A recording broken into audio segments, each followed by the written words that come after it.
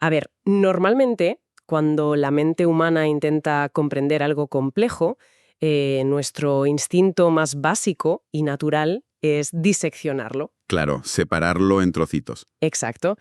Pensemos en cómo funciona la ciencia o, bueno, nuestro propio aprendizaje en el día a día. Si queremos entender cómo funciona un reloj, pues lo desmontamos, ponemos los engranajes por un lado, los muelles por otro, la esfera sobre la mesa. Es una forma de procesar la información muy nuestra, muy humana. Nos resulta increíblemente reconfortante poder separar el universo entero en categorías claras y manejables. Y tiene sentido porque esa inercia analítica es, al final, la base de todo nuestro conocimiento empírico. Nos proporciona una especie de ilusión de control. Sentimos que, al dominar las piezas individuales de algo, hemos conquistado el misterio de todo el conjunto. Totalmente. Pero claro, de repente uno decide asomarse a los textos de la teología clásica y ese destornillador mental que usamos para desmontar relojes se vuelve completamente inútil.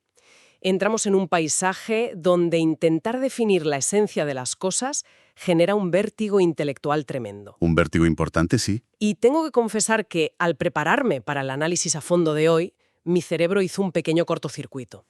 Estamos ante unas notas académicas muy Eh, profundas. Son bastante densas, desde luego. Muchísimo. Es un material elaborado por el licenciado Douglas Paredes para una clase de introducción a la teología de marzo. Concretamente, vamos a ver las diapositivas del tema 6, que se titulan Los atributos de Dios. Y la misión que tenemos hoy es intentar decodificar cómo la teología clásica intenta explicar esta esencia divina para, bueno, para quienes buscan comprender conceptos súper complejos sin sentirse abrumados por la jerga académica. Y hay que destacar el detalle vital desde el principio. El propio autor es muy claro sobre el objetivo de este texto.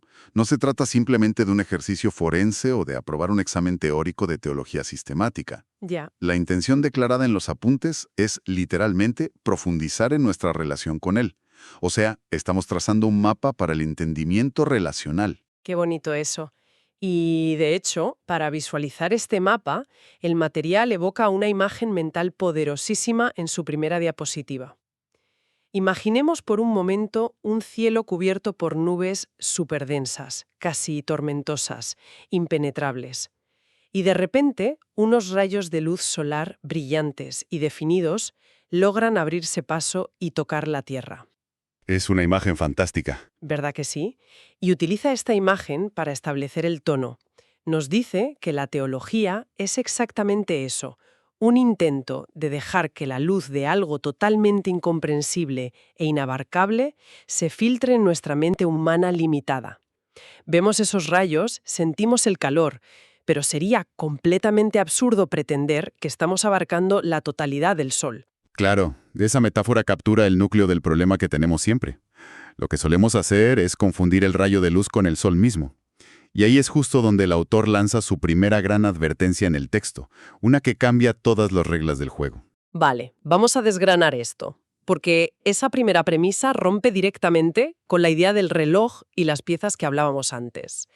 El texto establece de forma categórica que los atributos de Dios no son partes que lo componen, no es un rompecabezas cósmico. Exactamente. No es una suma de piezas. Eso es.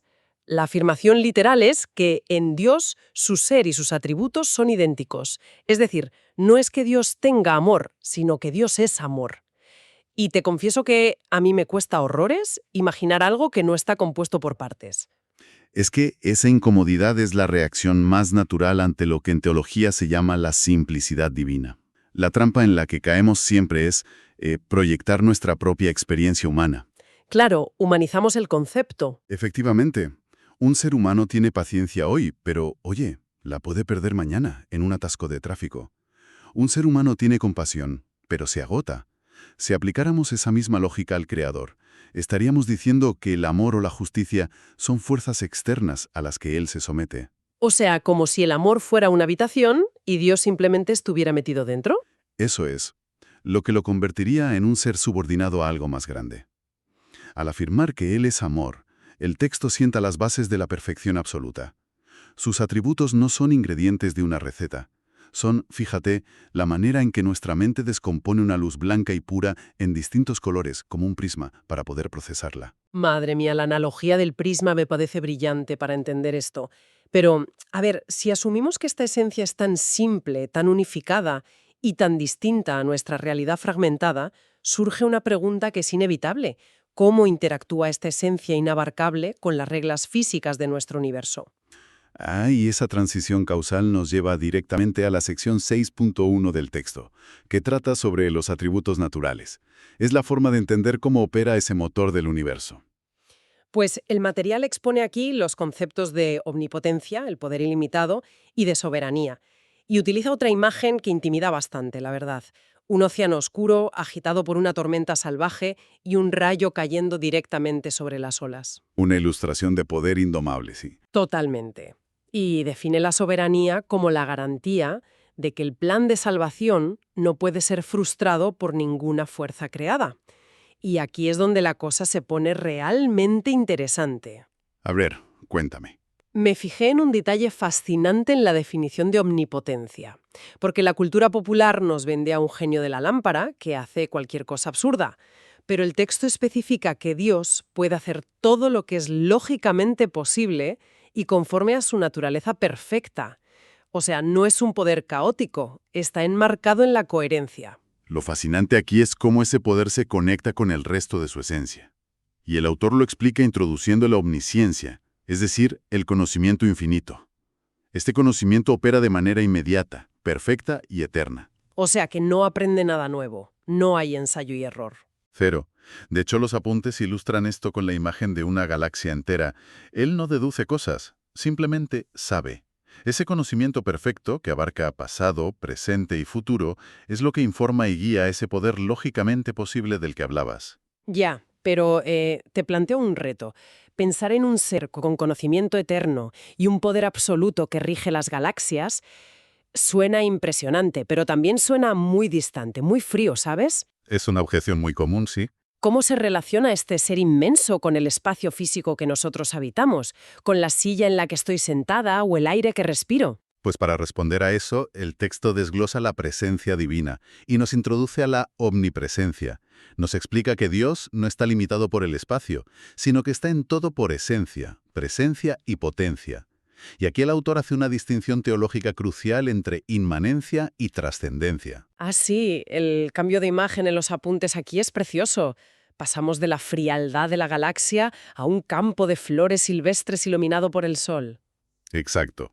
La inmanencia, representada por ese campo de flores, significa que Dios está íntimamente presente en el corazón de la creación, sosteniendo cada pétalo, dándole vida a todo en este mismo instante. Qué bonito. Pero también está la trascendencia, ¿no?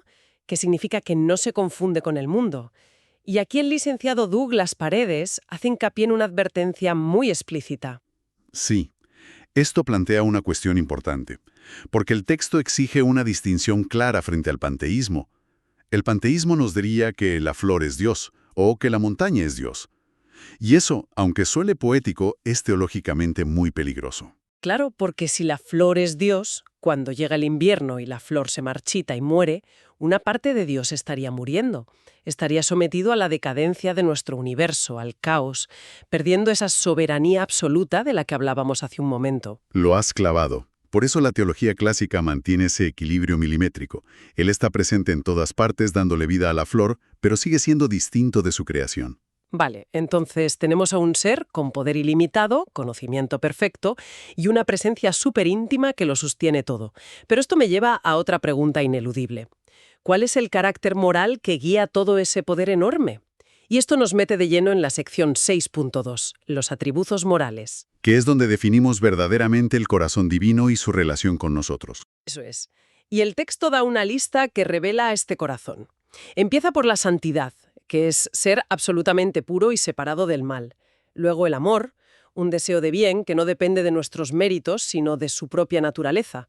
También está la justicia, ilustrada con una balanza dorada preciosa, que es dar a cada uno lo que le corresponde según su verdad. Esa balanza dorada es clave para lo que viene después. Claro, porque luego viene la misericordia, que define como el amor que sale al encuentro de la miseria humana. Y por último, la fidelidad, el ser veraz y digno de confianza. Y supongo que al leer esa lista habrás notado el conflicto evidente. Totalmente. Entonces, ¿qué significa todo esto? Porque veo una tensión enorme. A ver, si la justicia exige dar exactamente lo que corresponde, usar la balanza con rigor, y hay una falta, toca castigo. Efectivamente, la balanza exige equilibrio. Pero luego tienes la misericordia, que es salir al encuentro de esa miseria. Y en la práctica humana, tener misericordia suele implicar cancelar ese castigo. O eres un juez implacable o un padre permisivo. ¿Cómo es que estas dos ideas no colapsan y hacen explotar todo el sistema? Es el gran dilema que plantea la lógica humana, sí. Pero la síntesis que nos ofrece el texto para resolver esta tensión es brillante. Y la clave está en el último atributo que mencionaste, la fidelidad. La inmutabilidad de su naturaleza. Exacto. El autor recuerda que Él es el amén, el que es firme. Volviendo a la idea de que Dios es simple y no tiene partes, la justicia y la misericordia no son dos fuerzas en conflicto luchando en su interior. No es que un día gane la justicia y otro la misericordia. Ya no hay una especie de esquizofrenia divina. Distintas de un mismo amor inmutable. Es ese amor inmutable el que actúa como el ancla de la esperanza cristiana. La balanza se mantiene intacta, pero el amor asume el coste de restaurar a la persona. O sea, la justicia protege la pureza de la creación y la misericordia restaura lo que se ha roto. Actúan en absoluta sincronía. Me parece alucinante. Y bueno, habiendo explorado tanto los atributos naturales como los morales, llega el momento de ver cómo todas estas supuestas piezas del rompecabezas forman un todo coherente. Sí, la gran síntesis final del documento. Para esta conclusión del tema 6, el material utiliza una última imagen majestuosa. Es la montaña del Cervino, el famoso Matterhorn, elevándose bañada por la luz del atardecer. Representa la perfección absoluta y la unidad completa de la que llevamos un rato hablando. Y si conectamos esto con una perspectiva más amplia, vemos que no es un concepto abstracto. Los atributos naturales y morales se integran en una naturaleza divina totalmente armoniosa y coherente, sin carencias y sin limitaciones de ningún tipo.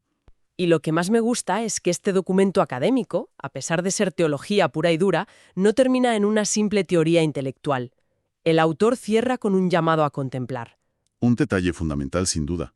Nos invita a vivir a la luz de esta naturaleza divina para transformar nuestra fe. El objetivo de estudiar toda esta lista de atributos nunca fue memorizar datos para soltarlos en un examen, sino llevarnos a la contemplación asombrada. Forzar a la mente hasta su límite para, al final, invitar a la admiración pura. Es un viaje fascinante. Y finalmente hemos visto cómo su justicia y misericordia no son enemigas, sino la misma expresión de su fidelidad. Ha sido un análisis súper completo. Aunque, si me permites, me gustaría dejar a quienes nos escuchan con una última idea para masticar. Un pequeño pensamiento provocador sobre algo que comentamos antes. Uy, a ver, dispara. ¿Recuerdas el detalle de la omnipotencia operando dentro de lo lógicamente posible, verdad? Sí, claro, que no puede crear un círculo cuadrado o cosas sin sentido. Pues si la omnipotencia de Dios opera dentro de esos límites lógicos, cabe preguntarse algo muy profundo. ¿Existen las leyes de la lógica, como el principio de no contradicción, de forma independiente trazando un límite externo incluso para la divinidad? ¿O son las propias reglas de la lógica un simple reflejo de esa misma naturaleza inmutable y perfecta de la que acabamos de hablar? Madre mía, qué locura. O sea, ¿la lógica le pone reglas a Dios o es simplemente la sombra que proyecta su propia coherencia en nuestro universo? Es una pregunta, espectacular para quedarse pensando.